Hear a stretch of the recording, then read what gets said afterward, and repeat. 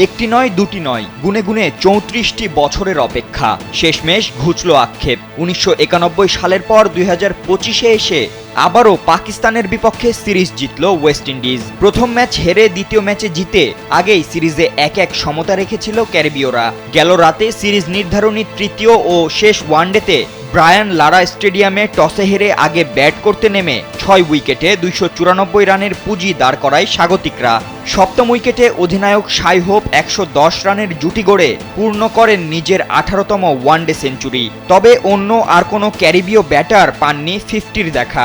জবাবে ব্যাট করতে নেমে ৫ ব্যাটারের ০ এবং ৩ ব্যাটারের টেনে টুনে ২ অঙ্কের ঘরে পৌঁছে ২৯.২ ওভারে ৯২ রানেই গুটিয়ে যায় পাকিস্তানের ইনিংস। ওয়ালটন এখন দেশের সীমানা পেরিয়ে পৌঁছে গিয়েছে ৫০টিরও বেশি দেশে। ওয়ালটন, ঘরে ঘরে বিশ্বজুড়ে। আর এতেই লজ্জায় ডুবে রিজওয়ান সায়েম আইয়ুবরা। এর আগে সর্বশেষ ১৯৯১ সালের নভেম্বরে পাকিস্তানকে সিরিজ হারিয়েছিল ওয়েস্ট ইন্ডিজ। সেবার পাকিস্তান সফরে এসে ৩ ম্যাচের সিরিজ ২-০ ব্যবধানে জিতেছিল ক্যারিবীয়রা, যেখানে একটি ম্যাচ হয়েছিল টাই। এরপর ১১টি দ্বিপক্ষীয় ওয়ানডে সিরিজ খেললেও একটিতেও জয় ছিল না ক্যারিবীয়দের। শেষমেশ ৩৪ বছর পর আবারও সিরিজ শিরোপা ঘরে তুলল ওয়েস্ট ইন্ডিজ।